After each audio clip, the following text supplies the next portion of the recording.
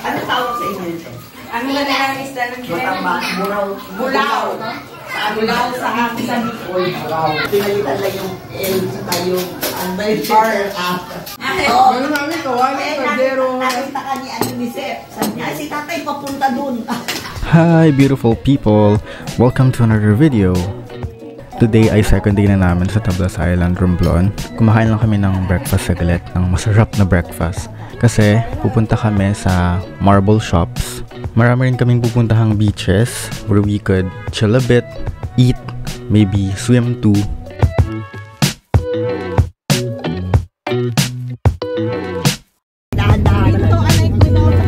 I forgot the name of this legendary figure pero sabi ni Ate Rochelle, siya raw yung naging protector ng Tablas Island against sa maraming conquerors nung matagal na panahon. For our first stop, pupunta kami dun sa marble shops sa Poktoy Port or sa Port of Tablas. Dun siya located kasi nga port siya, meaning marami dong tourists na dumadaan. Dun dumadaong and dun umaalis yung mga barko. And we're here! Ayan, ito na yung Poktoy Port or Port of Tablas. If you can still remember, this is where we first set foot sa Tablas Island.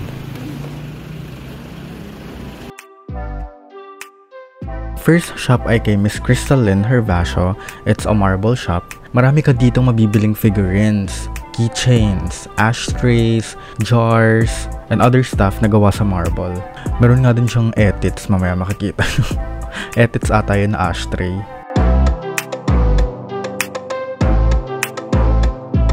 They also sell souvenir shirts here. Ang daming magagandang design. Pero ako hindi ako bumili kasi hindi ako fan ng souvenir shirts. Meron din kabilang store. Kay Miss Honey Hervasio naman, I don't know, maybe they're sisters. Pero yun, same lang din naman ng binibenta. May mugs, may keychains, may figurines, and other stuff na usually binibili ng mga tourists when they're traveling. Sakto when we were there, may ginagawa silang lapida or gravestone na gawa sa marble. Ito yung etits. That's yarn. Pwede mong ipa-personalize yung binili mo, engrave na lang ng letters or ng numbers. So ngayon, bumabiyahe na kami ulit para puntahan yung first beach na titingnan namin. If okay siya, doon na kami magla-lunch.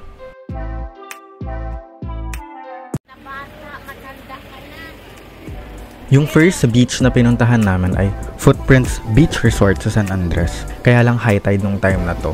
Tsaka ang lakas ng alon. Yung mga nakikita nyong cottage, hindi siya dapat lubog sa tubig. Dapat shore lang yung part na yun. Sikat na beach resort to sa Tablas Island. Talagang dinadayo siya ng turista. Kaso nga, hindi namin may enjoy yung beach. So, sayang.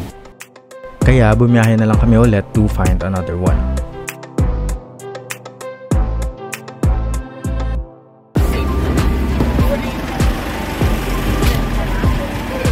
The next beach we went to ay Balay Azinan sa Calatrava. Kaya lang nung time na to, high tide din and malakas ng alon. So, hindi rin namin may enjoy. So, hindi kami dito nagstay.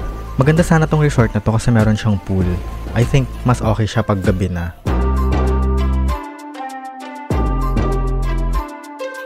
Habang nasa biyahe kami, may sinabi si ate na good news. Pumasa daw siya sa King's College Hospital sa UK. Sa interview niya, for a job. O, sino ka dyan?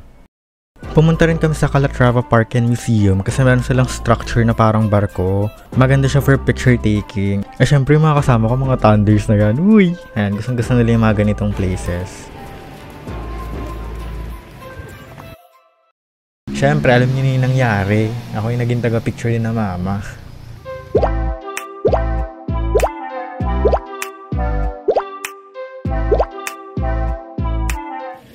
Dumaan din kami sa isang view deck. Ang pangalan ng view deck ay Carmen View Deck.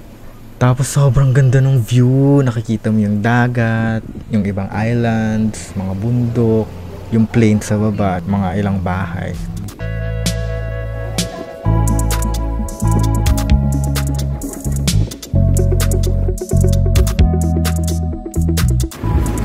Hello!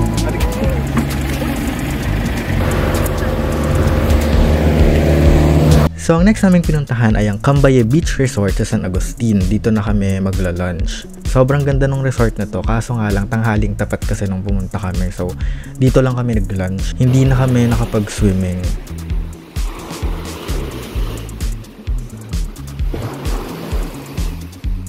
Sobrang well-maintained niya and ang daming area na pwede ka mag-picture taking. Ang medyo hindi lang maganda rin sa beach na to, mabato siya. Hindi sandy yung shores.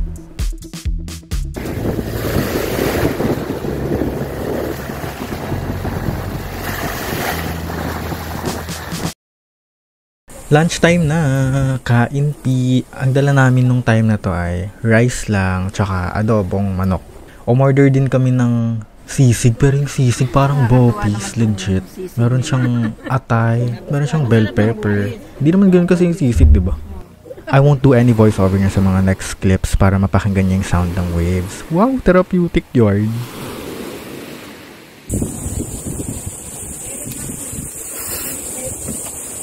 Ano yung pinulot mo? Yung pinulot, din lang yan.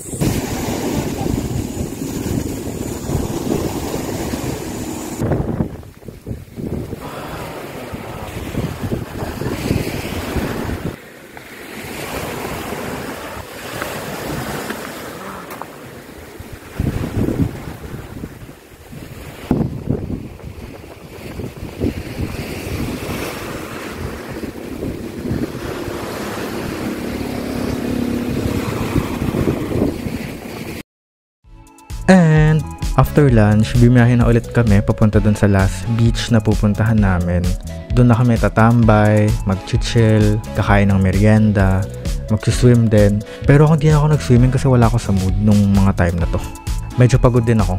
Gusto ko lang i-feel yung ambience ng beach, ganun, mag-relax. Wow, pasatito.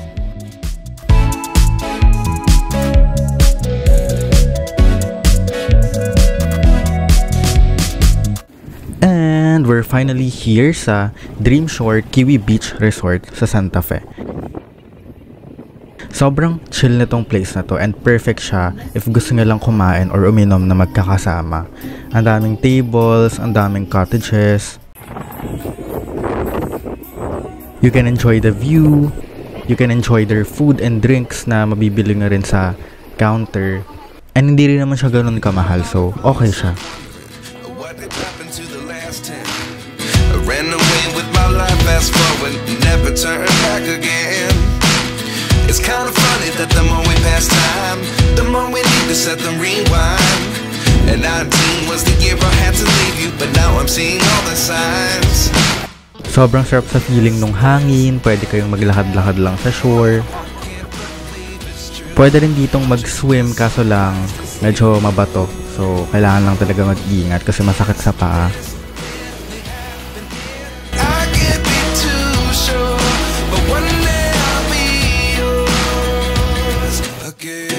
You can enjoy their swing, take pictures.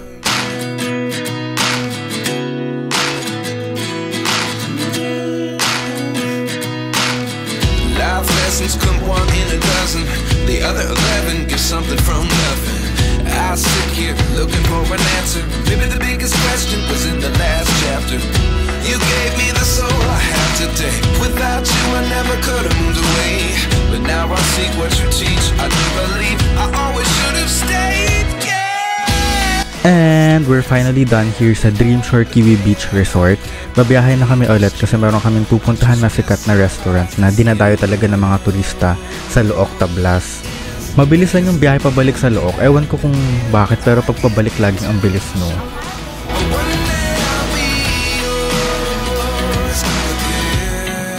Andito na kami sa Tanky's Resto Bar. Yun yung name ng restaurant sa Look na sobrang sikat daw sa mga tourist na pumupunta dito.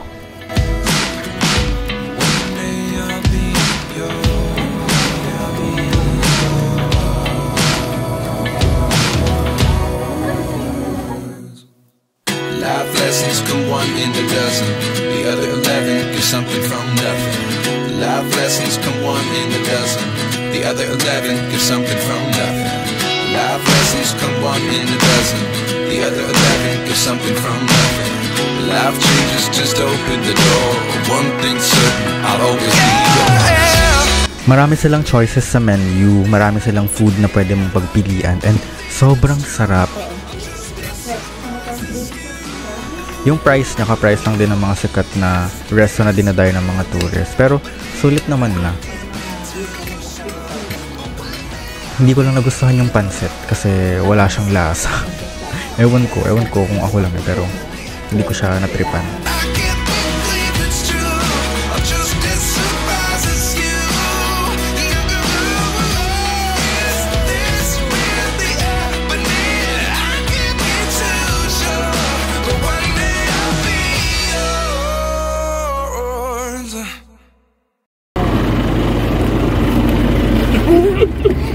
Hello.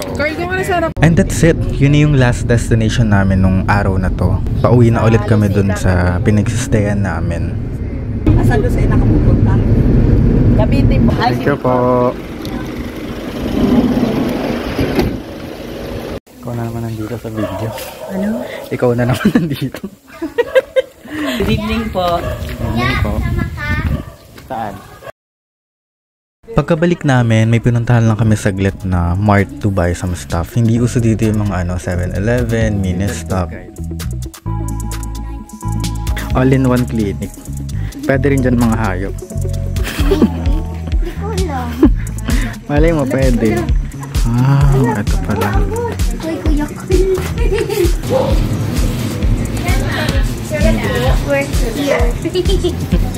We're here at, Pharma Mart. Pharma Mart located in Look, Romblon. Yung little tour guide natin. I'm not little. You're little. Little ka, oh. Little pa yun, oh.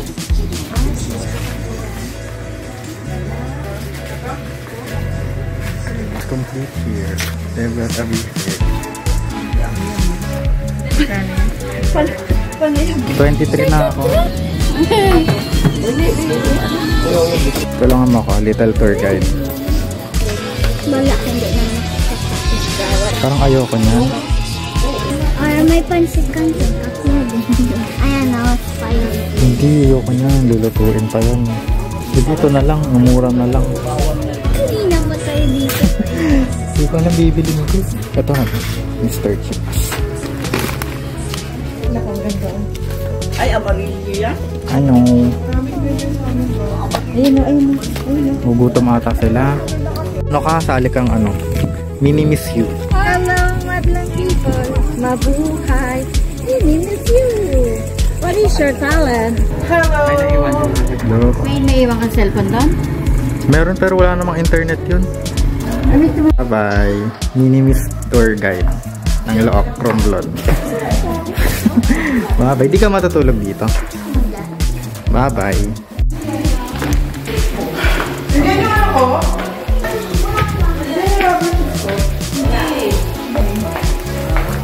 I'm sorry. Pagkabalik namin sa pinagsistayan namin, ang una kong ginawa ay mag-transfer ng photos from phones to phones kasi hindi alam ni na mama kung paano and gusto nila na lahat ng pictures na nakuhanan nila, meron silang copies each. Uminig kang BTS. Eh, global na nga kasi. Oo. At least sinawa naman ngayon. O, di ba? Pati mga to. Yung mga ibang K-pop group, ano na rin, na-acknowledge na. Ay, may bilid po. Oo. Siya, dumating na yung album niya ng Horizon. Nakakita na asa tayo. Ano? Hindi ka na pala bagay. Oo, wala yan. Sa pag-iiwanan yan. Ayun lang, ano sa K-pop. May mga lightstick tayo. Bibili ko lang. Kaya lang ang store. Carlo. Mura. Mahal yung mga lightstick. Oo, mga Oh, 2,000 yung kay Ray. Mga 3. Ay, hindi, 1,600 bili niya. 1.6 lang. Diba, oo. Hindi ko lang kung 1,600. Basta nasa, hindi ko alam. Basta nasa 1,000. Dalawa na lightstick ko. Sige nga. Mga hindi siya sabi kay mama. Kaya pala yung inamin. O ba, hindi ako ininom ko na. Bakit? Sumakong lang din naman. Kaya nga, oo. Importante, hindi gumabagsak. Finally! Ito lang ata yung time na nakaligo ako after a long day. Tapos pagkaligo ko, hindi pa rin ako nakatulog. Parang 4 AM ata or 5 AM gising pa ako. And sobrang creepy kasi ang tahimik tapos ang dilim. Tapos ako lang magising-gising.